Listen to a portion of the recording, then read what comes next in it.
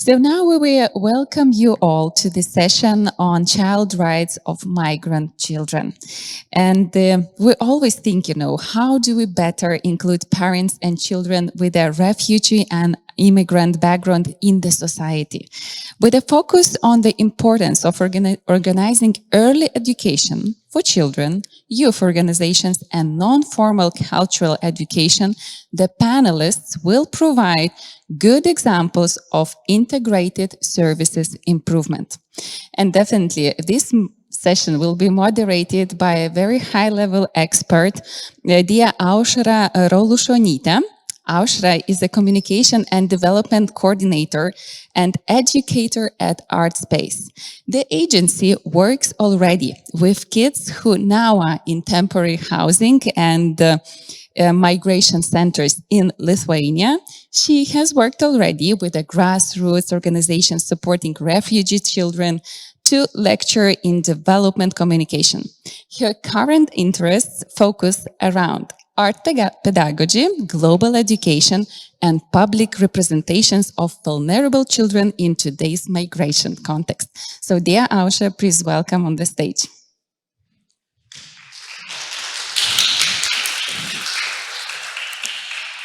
Good morning, everyone here on site and people joining us online. We have a very interesting panel discussion.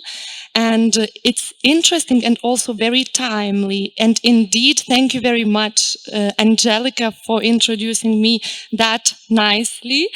I'm working directly with the children with the agency Artscape in Lithuania. We meet children and offer them activities where they can express their feelings, where they can communicate directly, even if they don't understand the language.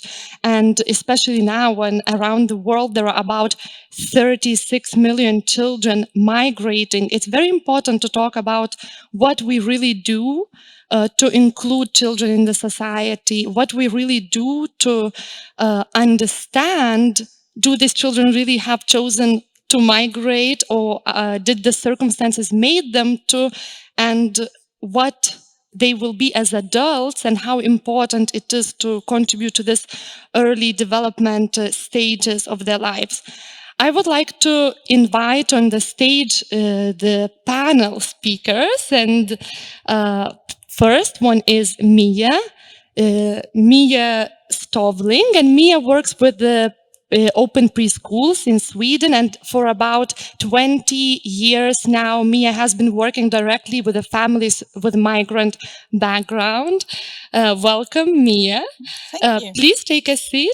Thank you. And Adil is from Denmark. Adil works with the Baba Foundation, the foundation that includes fathers in society by how Adil doesn't like me to say educating them, and we'll ask him later what word we can use better, but to help parents get involved into the family matters, especially with the children, and specifically with ethnic background as well. Thank you, Adil, please. Thank you. I will take a seat as well. And I would like to introduce also our online participants, and we have this opportunity to have with us Hivi, who currently lives in temporary housing center in Lithuania. Hello, Hivi. Hello, Aušra. Hivi is 13 years old, and she came to Lithuania from northern Iraq, Kurdistan area, and is currently seeking asylum in Lithuania. And another participant, Farid Hazara. Farid works with Unaccompanied Minors organization. He is a chairperson. Hello, Farid. Hello. We will learn. We will learn more about what Farid is doing, and it's very interesting. He works with unaccompanied minors, and they're setting principles how unaccompanied minors can be included in society and how society can participate in this inclusion process as well. So thank you everyone who is on the panel, and we are looking forward to our interesting discussion, which we kind of started already yesterday during the conference. First of all, I would like to ask you to present your organizations a little bit, and Mia, maybe you will be the first one so that our audience on site and online can learn more about the amazing things that you're doing. Thank you. Thank you. So I work in the municipality of Stockholm, and in one of 13 units that we have. And in my unit, we have about 100,000 citizens, and about 38% of them are immigrants. So, and I am the head teacher or the assistant head teacher of open preschools. And an open preschool is a meeting place for parents on parental leave. So they can come to us, and it's for free, and they can meet other parents and also teachers working there that help them and guide them through their parenthood. And also, of course, help them through with children, not caretaking, but to sort of emphasize, child development and so on. And I'd like to show you a picture because I will there. We also have something called Introductory Preschool, and it is sort of the same thing, but it's addressed to immigrant families.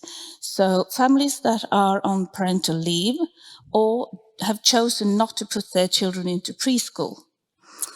So, and we have mixed these two preschools together, sort of a fusion.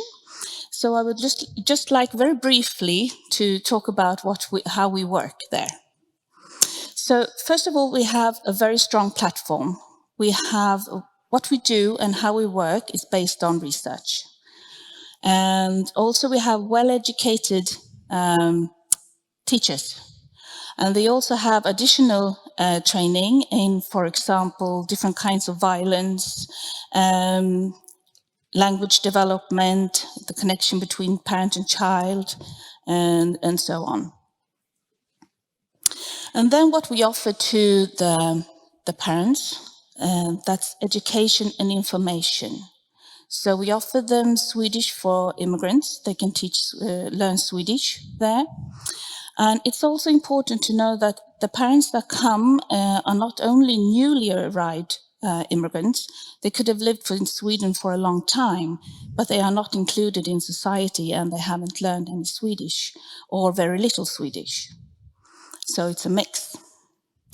We also have counselors coming for studies and work that they can talk to build dreams and education and have not only stay-at-home dreams.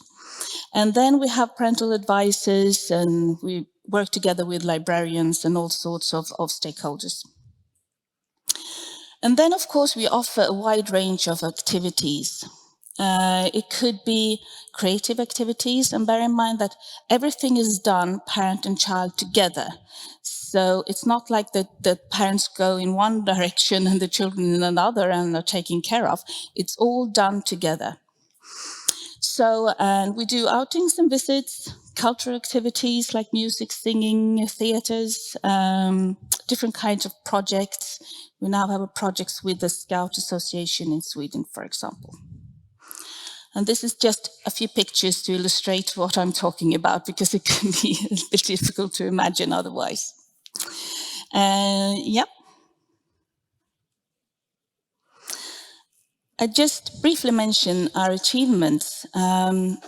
First of all, it's very important to create a safe space both for children and for the parents.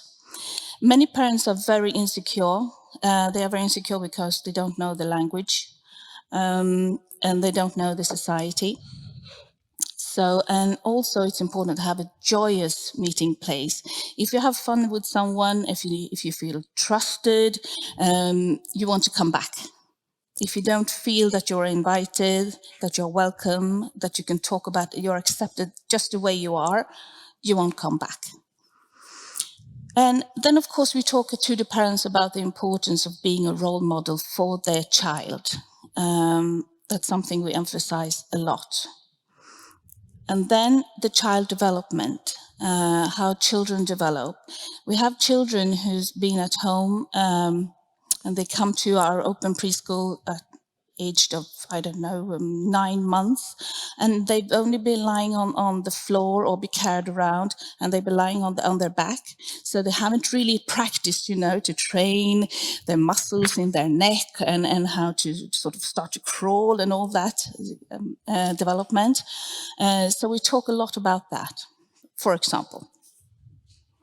And then, of course, learning by doing. And that goes for both parents and children. The language, of course, then, how society works, and the Swedish culture. It could be scary if you don't know what it is. So both parents and children, they learn while they are there. And, of course, new friends, because we mix this introductory preschool and open preschool. We have natives and non-natives as our visitors, and they meet. And that's, I think, is very important, not to exclude people into different areas, that the immigrants should be in this building and the natives in that building. We have to mix to understand and start to talk to each other and be curious. And that's very important for the children later on, if they are going to go to school and preschool. And of course, women's empowerment. I'd say that more than about 95% of our parents, immigrant parents, are women, even though we welcome everyone. But those are the ones who stay at home with their children. So that's why we have so many women. So we talk a lot about women's empowerment also. So confidence and self-esteem, that's important. And that also goes into the role model, being a role model. Now, I hope I see it here, because I could give you some percentages and beautiful statistics. I won't do that, because it's so important to know that we're not talking about a group, we're talking about individuals and what they want with their life and what they can, how they can grow and understand the new society they've come to. It could be very foreign for them. If they are illiterate, if they've just lived in a small village, it all depends on what context they come from. So this is not all immigrants in Sweden. This is immigrants that are far from the labor market, far from society that we are focused on. That's our target group. So the government wanted to do a research and see what women, how we could help women more to come out to the labor market and so on. And 15 women were interviewed. 4 or 5, I can't remember, were women who had been to our open preschools. And these are 2 quotes that I would like to present to you. Okay. I have learned that you do not beat children, that children have rights and that women have rights. I have opened my eyes to how it works here in Sweden. It is good that when the children grow up, you know how it works. I do not get as worried about preschool. It becomes safer to leave my child, especially with the first child. Giving it away to other people makes you want to cry. But here you get used to it. You know how it works. And that, for me, is sort of the best credit that I and my teachers can get, not just a figure that we had 15 people joining Swedish for Immigrants. This is what's important. So, and you will ask me questions later on that I will answer to, so I won't go into more now, but this is giving you, I hope, a brief presentation of what we do. So, yes, thank you. Thank you very much, Mia. Oh, I would have perhaps 1,000 questions for you, but before I ask those, I'll ask Adil to tell us about his organization. Yesterday, we've heard many interesting presentations, and there were mentioned a very important thing was mentioned in the presentation about the involvement of mothers and fathers together to the child's care and to the care at home. And Mia just said it's very important for parents to participate in the activities with children and learn together. And Adil has a perspective on how a dad could get involved into this as well. Yes. So thank you for the introduction and for arranging this great event. I will just get right into it. Baba is a strong community of fathers, primarily with an ethnic background. It consists of local Baba communities spread across Denmark, and our vision is that all children and young people have a safe and healthy youth and child life with participating and engaged fathers or adults. Therefore, Baba exists for the sake of children, and we have existed since 2014, where we started our first group in just outside of Copenhagen. But in order to make any social impact or change, it is necessary to understand what the nature of the problem is that you are trying to change. So that's why when we started Baba, we spent 4 months traveling across the Danish country, interviewing fathers and different relevant professional that works with our children in order to understand why are fathers not involved enough in the life of their children. And that data we got from this interview is what makes our we call it problem complex, and our entire concept is actually built around this problem context. When we say system, we refer to the public institutions that our children are involved with, such as the school, the nurseries, and so on. And we found out that the system have some kind of distrust to fathers, and especially fathers with an ethnic minority background. And we also found out that the system lacks skills, have a lack of skills to recognize and utilize the resources that the father can have. In regards to the fathers, we found out that they also didn't trust the system, so it's like a mutual distrust. But furthermore, we also found out that they have a lack of insight and trust in their own ability about children's needs. And finally, we found out that the lack of culture for fathers, there isn't a culture for fathers to discuss their father role and issues they face with in this role with other fathers. So we thought, okay, this is the problem. This is what we are trying to solve. But before I go further, why is it important to address the fathers? I have just taken 3 good arguments out of many.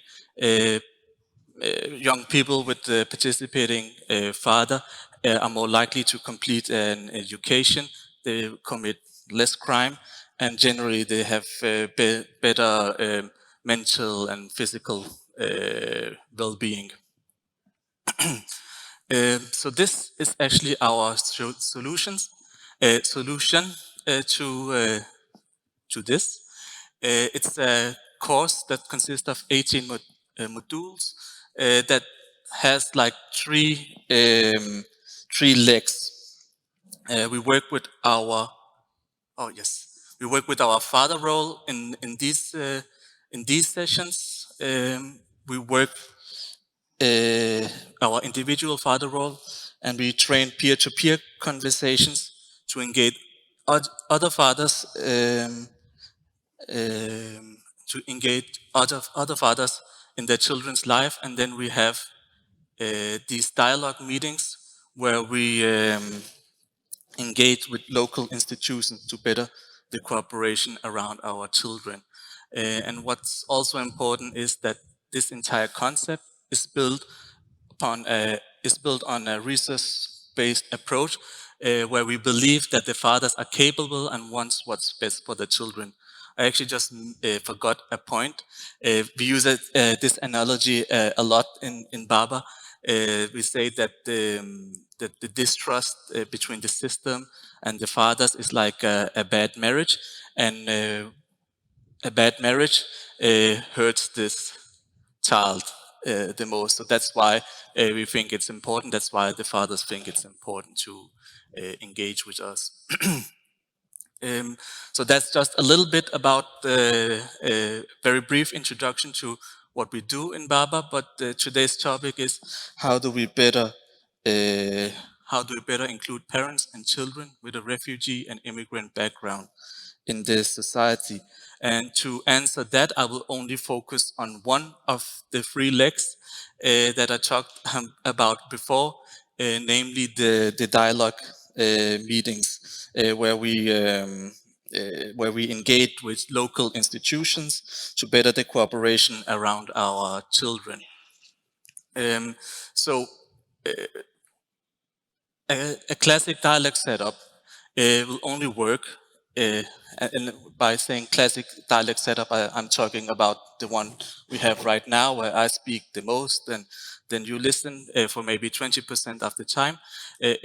This kind of setup works because you trust me, and I trust that what I am saying, you are unable to grasp this.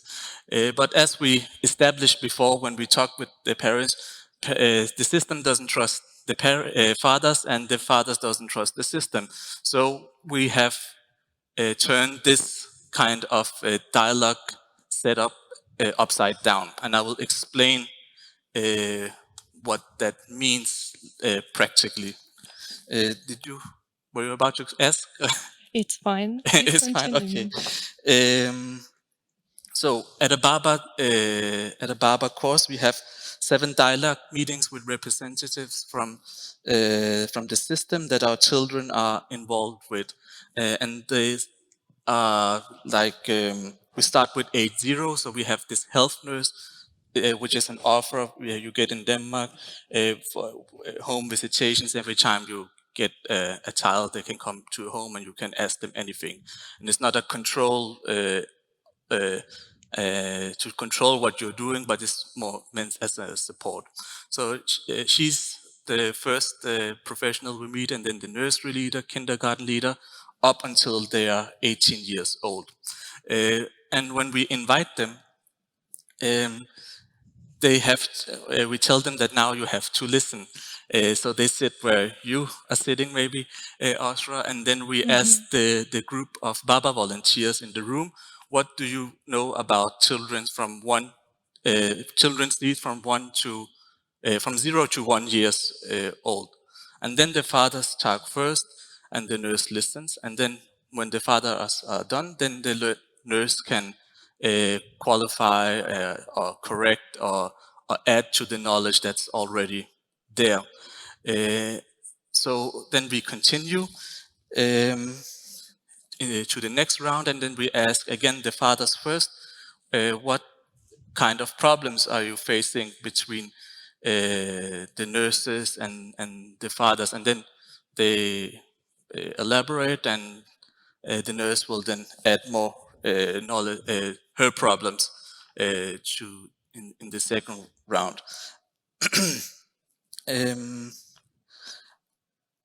And finally, in the third round, the nurse and the fathers choose and discuss a selected problem together, and they come up with a concrete solution.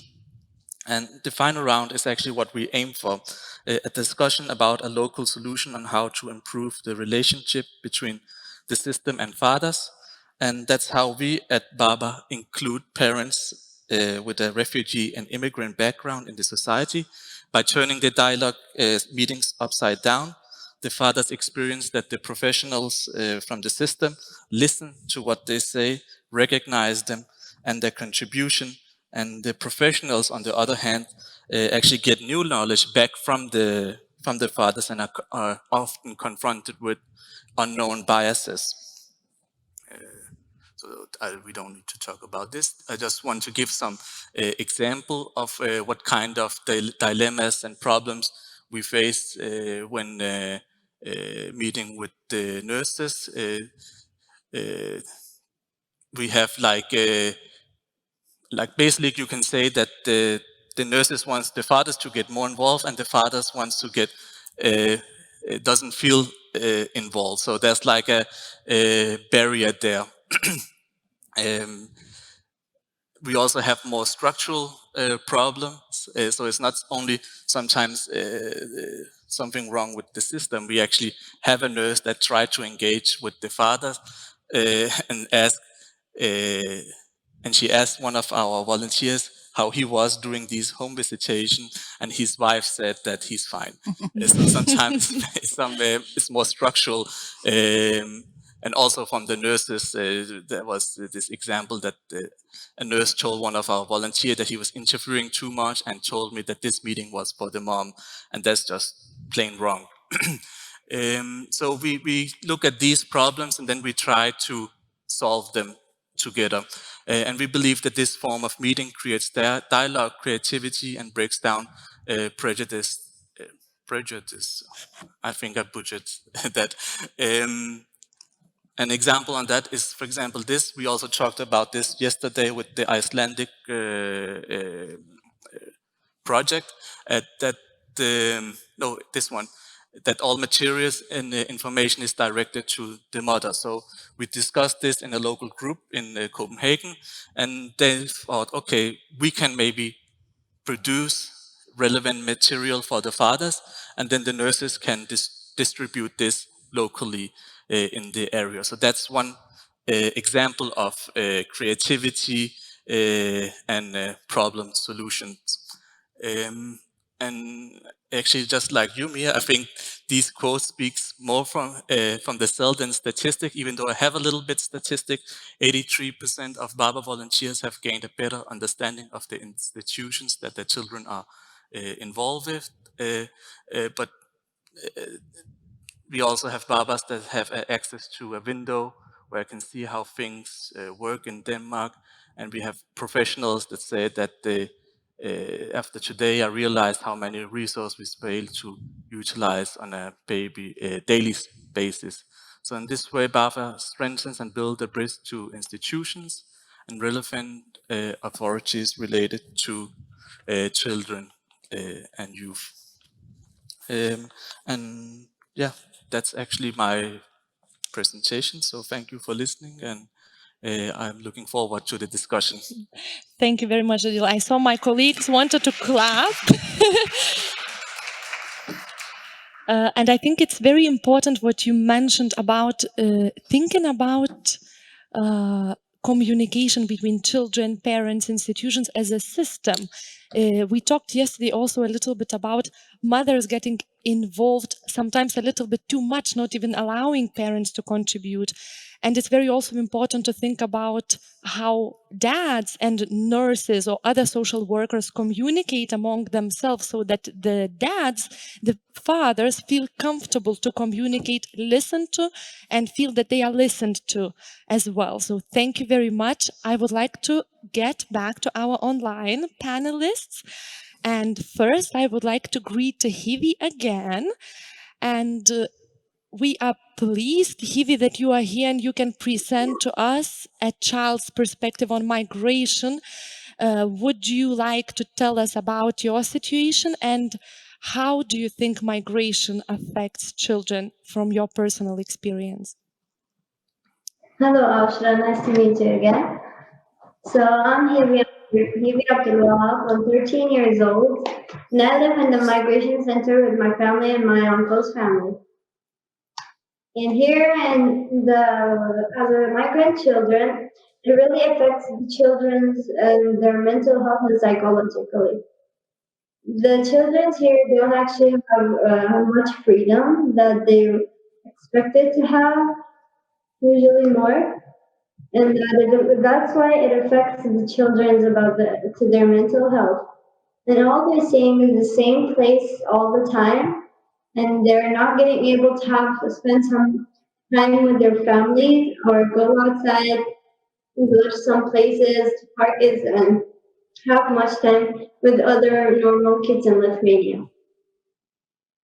So that really affects the children. The fact that all the children here, a lot of them usually have psychological issues and mental health issues. So some kids here, usually mostly the fact that the kids have anger issues a lot, and that's why they can't do anything with it. And there is a psychological doctor here. They usually parents take the children there, but it usually doesn't do a very big thing to them. It's just like it's usually psychologically to the children's. Mm-hmm. Thank you, Hivi. And do you communicate, when you communicate with the friends and other children in the temporary housing center, do other children share about their emotions and feelings and ideas in the situation? Usually, yes. My friends here sometimes they usually share the feelings with me, and sometimes they're saying, "Why do we even came here? And this is not what we really expected to happen to us." And usually, some of my friends here use usually a lot of depression to them because of staying in a center. And for people to go outside, it's usually the parents have to do a court, and then the court decided they have to stay 3 months in the center, and then after each month they add 3 more months, and that really makes children hopeless about it. For going outside and being just like all the normal kids in Lithuania.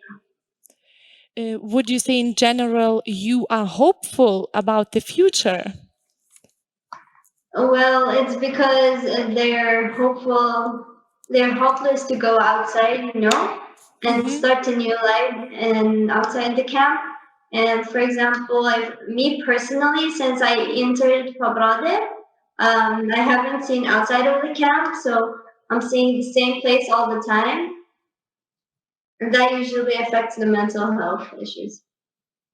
Thank you very much, Hivi. I will definitely come back to you. And I wanted to mention that in Lithuania, out of 4,000 people that came in summer before August, 1,000 was children, and it is quite a big number. And generally in the world at the moment, we have a lot of children migrating. I mentioned it's 36 million children, a huge number. But at the same time, even the number of children that move alone without their parents is growing in the world. And these children are called unaccompanied minors. And I will ask Farid to introduce us to his organization that works with unaccompanied minors. What are the issues and contexts, Farid? Hello, everybody. So sorry, I don't have any presentation. While my presentation is Swedish, so I chose to not show that. Yeah, my name is Farid Hazara. I'm living in Sweden, and I came to Sweden like unaccompanied minor. 2000, I think it was at the end of 2012. So I've been here now for a few years, and I just got my Swedish citizenship for 2 weeks ago. So I'm so happy for that. It's not too easy for us who are coming from Afghanistan. And yeah, I have been active in this organization for unaccompanied minors since 2014, I think, or 2013. We started in Gothenburg, and we had like 15 to 17 local organization in Sweden in different cities, and we had also the national agencies. And the question that we worked with, it was a lot like non-formal education for unaccompanied minors, and the people who are working around these unaccompanied minors, like teacher and in the migration agency and social authorities. And the biggest issues for us that we experience in ourselves in the refugee camps or the school it was like the information about the new society and the cultural differences was very big. And the school system, for most of I'm coming from Afghanistan, and most of us who are coming from Afghanistan, and most of these children have never been to school, and so that's why when you're coming in another country and start everything from nothing, so it's very difficult to learn the language and to understand the teacher and to understand the what we call that unwritten rules and regulations, which is as Mia mentioned about Swedish culture, and we always we have the thing that we in Afghanistan, in our culture, we are trying to be very friendly to everybody. And for me it was like when I was new at school and I say hi to everybody, and most of the people, they are just, why he's saying hi to me? And when you are living in the same building, and you are taking an elevator with your neighbors, and you are just saying hi to them, and it sounds a bit crazy for them. And sometimes it was just like that. Maybe the people, they hate us, why they are not talking to us. But it takes time to learn all these unwritten rules and regulations, that now it's not about to hate anyone. It's just like a part of maybe a part of culture. And the most biggest challenges for the girls who are coming alone to other countries is to trust the others, the other adults who are working with them. And they have many problems that they can talk about, maybe from the background from families, and on the refugee camps, and they are always like trying to isolate themselves, and that can be a very big problem, or it can lead to the mental health issues for them. So that's why we are working a lot with the unaccompanied girls who are coming alone to Sweden. And it's like most of the we just start with like camping only for the girls, the Swedish youngsters, Swedish young girls, and the unaccompanied minors. So most of the people just thought that maybe it's crazy because we are working for integration, and it sounds a bit weird that we are holding all this camping only for the girls. So it can't lead to the integration in the society. But according to our experience, it works, because most of the girls, it's very difficult to them to participate in activities with the boys, because in our culture, I'm coming from a small village. In our culture, most of the girls, they are just they are isolated in the family. They are not allowed to participate in all these kind of activities. But when they start with the other girls and the young girls from the Swedish society, then it can be they can get another perspective of that it's not that weird, that it's very a lot of fun for them. So yeah, I have a very long list of all this stuff. So I think we can take some of them in the group. So, thank you so much. Thank you very much, Farid.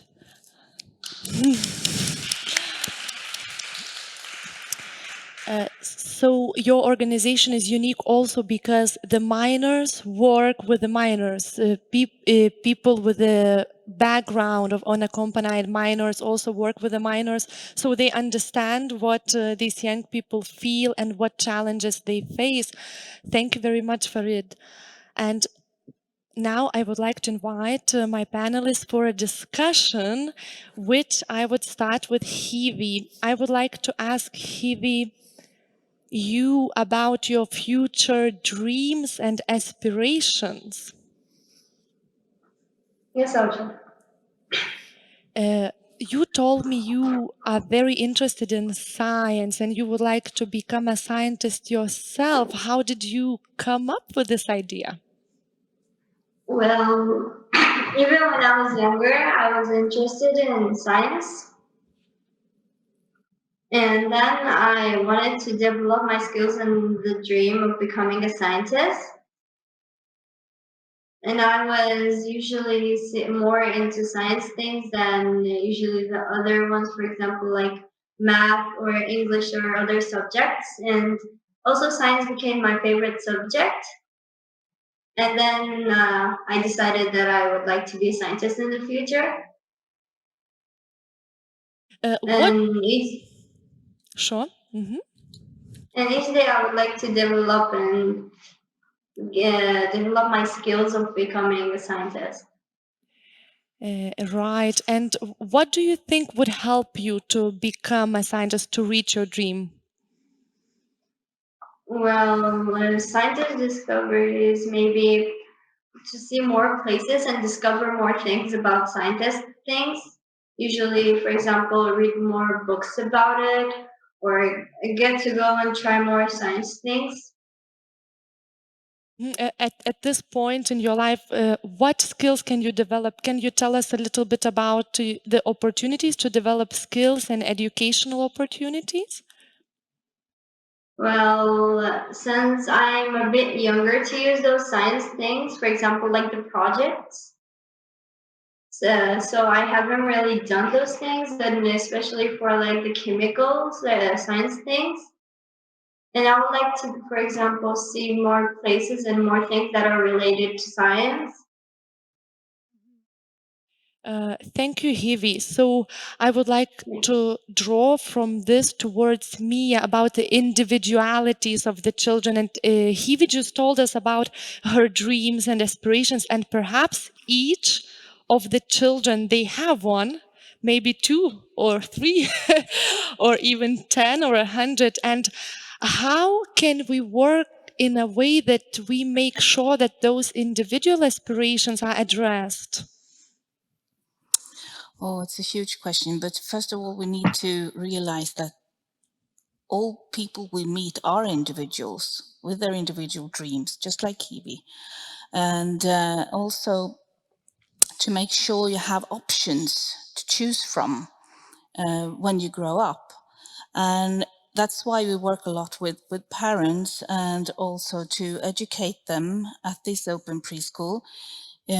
Because it's so important that a child doesn't start to learn when they start school. They start to learn as soon as they are born. So that's why it's so important that we prepare the parents and teach them how the children develop, and also to look at the child as an individual. It's not just a child, that doesn't have their own will, that just has to listen to what the parents decide. We encourage the parents to talk to their children and to actually listen to their children and what they say, even when they are young. And as I said, we talk a lot about a language, and language is not only the spoken language. It's also body language, and that's what you start to communicate with your parents when you're very young, by screaming or by laughing or on the interaction with the parent. So if the parent can see their child as an individual and the needs of the child, then we have gained a lot when the children grow up. So that's one main thing I think is very important, to have this knowledge, how children develop.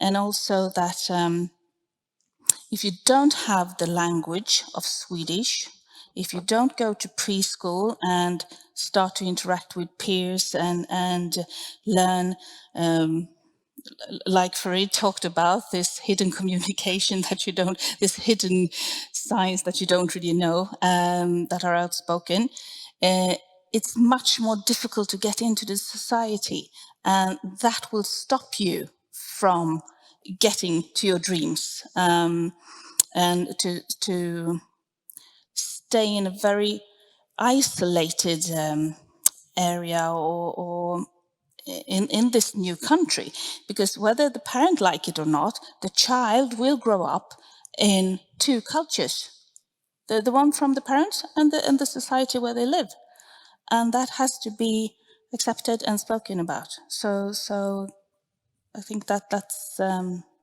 I could talk a lot about this. I'll stop there. Like we said, we could speak forever about Yeah, this, I know. right? It is very important to listen and to make children feel listened to. And these are the skills. And to talk about it with your child, you need to know, to have specific skills. And I think Adil works with the teaching skills to the parents, to dads who would like to also get involved into conversations and also much wider activities within the family. I guess what everybody is really curious about, how do you get the fathers involved? How do you reach out to them? I think not only with Baba, but with every civil society activity where you are a volunteer, recruiting is the absolute most difficult part. However, I think in Baba we have some. We don't have any secret about it. It's actually just very hard work, networking. When we start a group, we started with the municipality and a local actor who knows the area where we are starting a new Baba group. So this person, this actor may know a few resource persons in this area. So he brings them in, and then usually they take someone with them, maybe with fewer resources. But that's very good because that creates like a dynamic in the group. That's very important, I think. And then now I just talked about the dialogue meetings, but also mentioned that we have these peer-to-peer conversation and focus on this. So we have like built into our course how to get other fathers engaged. And finally, I'm sorry, it's maybe you can interrupt me if my answer Please is too long. continue. We are very interested. Finally, we have to make Baba attractive for people, not only Baba, but every activity where you pay to be there with your time, because you don't get anything out of it economically. So we have to make it attractive for them, and we do that when we work with our individual father roles. We do that by creating a father vision for them, and practically what we do is we take them a new group of Baba volunteers to a cemetery where we visit where we stand in front of a grave, and then we ask them to imagine, okay, that now you that you are in the ground, and in front of this grave there's an adult and a child, and the adult is your your child, and the child here is your grandchild, and the grandchild asks the adult, "How was your father?" So this is a very intense exercise, but the fathers then have to like write the ultimate answer in 20 minutes on a postcard. And when they do that, we look at the postcard individually, try to find the buzzword. Okay, how do you want to be? And all the buzzwords are pretty generic. It's not about career or money or anything. It's mostly about be more passionate, be more, spend more time, pay attention to them. And then we try to break down these buzzwords into actions that they can do right away when they come home after being with us for 3 hours. And this action then creates like a positive reaction in the family and the relationship with your children. And then in this way, you want to come next time also, because you saw, okay, I wanted to be more to take more care of my child, and then and I did this, and something good happened. Now I want to come again. So that was a very long answer to you. Very interesting, and this exercise is very interesting to ask a father, what would your father think about how you educate your child? How would your grandfather think how you educate your child? And this somehow relates also to the moral issue. How do I best contribute to my child's life?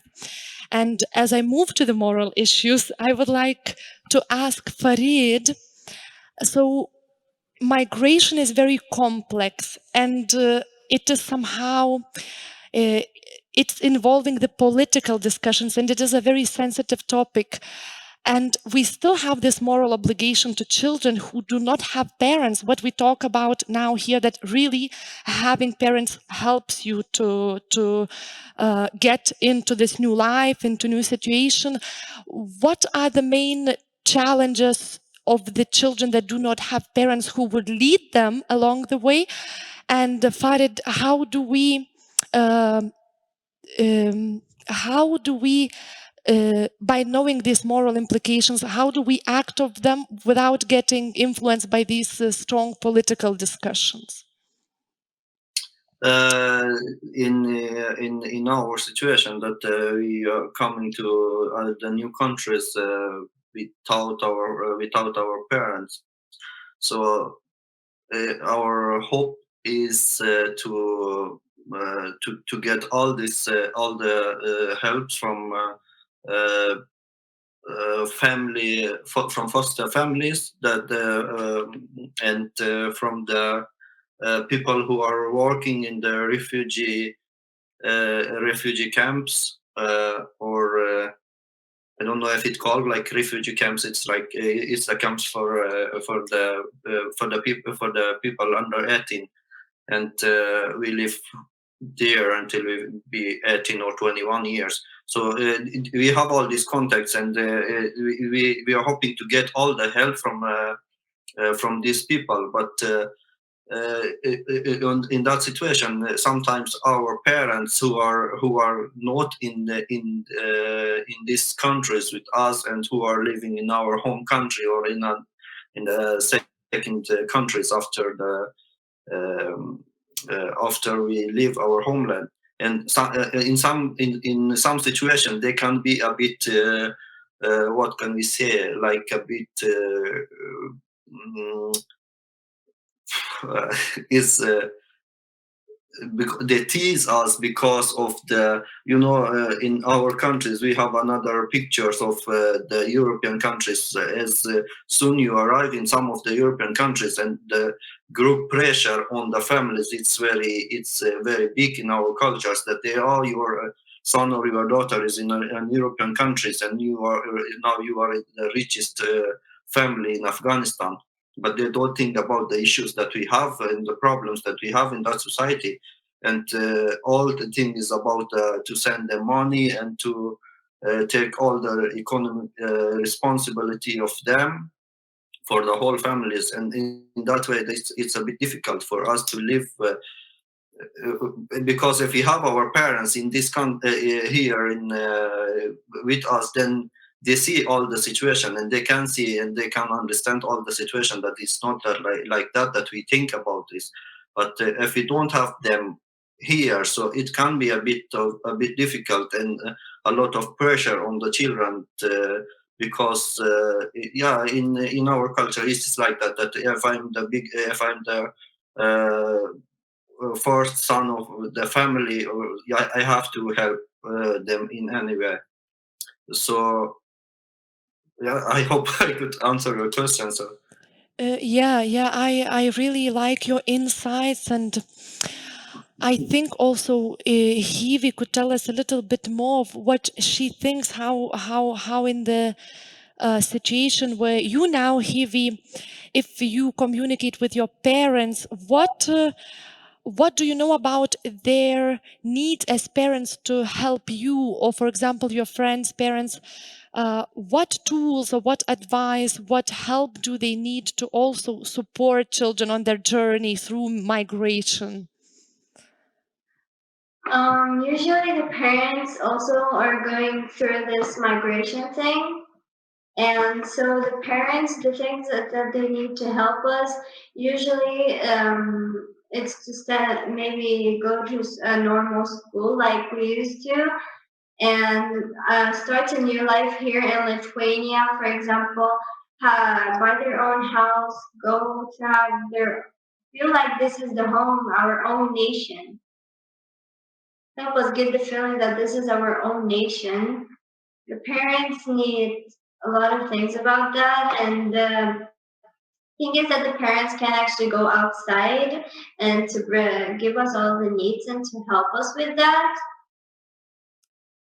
So I suppose also what Farid mentioned, that a lot of responsibility falls on the children's shoulder. I guess it falls on the children's shoulders in the way when they are unaccompanied migrants, but also in the situations where there are children with their parents. Still, a lot of responsibility falls on their shoulders, especially in temporary accommodation places where maybe also parents don't have that much a lot of opportunities.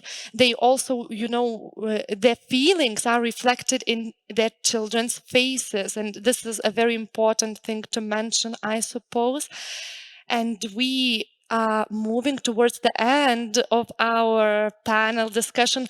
I would like now to ask every one of you to draw back to our topic about child rights of migrant children, and think about how in the practices, in your work, within your organizations and in your context, what is the focus, really the essential things that we should pay attention to when we want to make sure that these child rights are addressed and paid attention to and implemented into the practical work. I think we will start with Hivi. Hivi, your last comments on this. A last comment, could you repeat that please, Asha? So what do you think, what is the focus, what is the most important thing, the essential thing that people that work with migrant children should focus on? I think they should usually focus on the children's, because the children's, they usually, their mental health need, and they usually, we don't feel like it's your normal person, because they morally see people outside go out and all they see is like the same place. So that really affects the children, and especially for teenagers, that causes a lot of depression to them. Yes. Thank you very much, Hivi. Farid.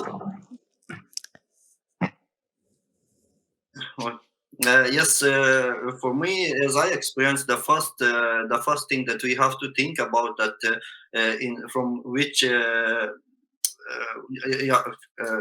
background is important, but when we are moving to another countries, then it takes a lot of time for us. Like for me, it took like 2 years. I was on this journey, and it's very important to know with which people these children have been during this journey. and from which country they are moving here, because they can be in very different situations, which can be very difficult for everybody. And to know how long they have been in this journey and which people they have been there, because most of them, everybody know that it's the smugglers who smuggle them through all these countries to some of the European country, and most of them are not in the good situation. And the other things that they are coming in their first country, then it's very important that things that we realize it's the translator, because every time, most of the time, we got just the wrong translator, and it's not important that translator should speak the official language, because a person like me who came from Afghanistan and never been to school don't understand this official language. Then it's important that you have to ask about which accent they are speaking and from which country. Like a lot of our translator was from Iran, and they are speaking the Persian accent that was very difficult for us to understand, and all of avoid all this misunderstanding. So it's very important to have the right translator to understand each other. Thank you, Farid. Mia, what would be your comments? I recognize exactly what Farid talked about interpreters. So yeah, I nodded a lot. Well, then I would like to emphasize again language. That children learn language. They learn faster than often than their parents.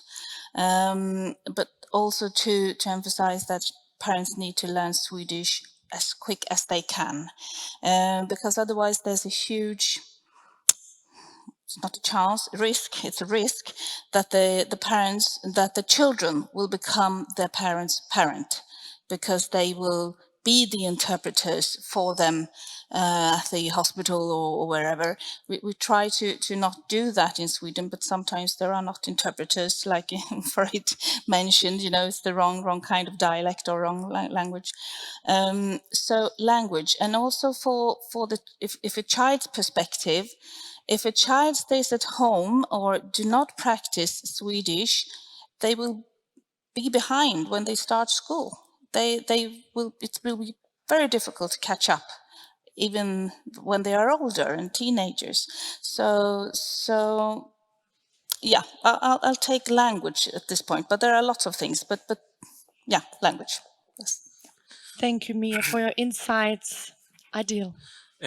Thank you, and also thank you to you, Mia, for emphasizing, and you, Farid, for emphasizing this language issue. It's something that we are very concerned about in actually one local Baba group in Copenhagen. So I'm very glad that you brought this up. Then I would like to bring up what we as a society can do, and what we learn from these dialogue meetings is we have a lot of biases and misconceptions in our daily life that we are not aware of, and that we should try to think about. So we have this example of a dialogue meeting where we had a refugee father who told us in the meeting with the kindergarten leader, that every time he and his wife left their child from the kindergarten, they were crying, and they were afraid to, because they thought that the kindergarten didn't take care of their child, and that they didn't care about it because they just left it in a pram outside. But this is a very normal practice in Scandinavia, but not so normal pretty much everywhere else around the world. So when he addressed this concern, actually other parents, other fathers told him that this is a normal practice in Denmark, and he was like, okay, so if I knew this, you could have saved me a lot of tears. Not just me, but my family. So sometimes we now speaking mostly in a Scandinavian context, we have maybe some strange ways to think, to do things that we think are normal, but are actually pretty strange everywhere else in the world, and we have to be aware about this. That's what our dialogue meetings have shown us. Right. I think as a panel, we can conclude that this paying attention to mental health of the children, what Hivi suggested, Farid and Mia, language, communication, Adil, the system, working on different levels, communication within the different levels of the institution, society, civil society, children themselves, people involved. Migration is something that is not a challenge that we have to face, is not a challenge that we have to fight. It's actually something that is going on in our world right now. It's not going anywhere. What we can do best is to use it up to the fullest, to use it in an optimal way. Children that migrate, they are very smart, they are curious about things, they already experience diversity, they have skills to cope with it. What we can do is really to walk them along the way and to prepare these institutions, societies to use up the potential to the fullest. Thank you very much to all the panelists. Hivi, thank you very much. Farid, thank you for joining us. Mia, Adil, thank you very much. And let's see if we have any questions. Angelica. Sorry, so let me join you together as we are running into the break, but there is one burning question I see from the audience. So if you allow me just to ask you all, and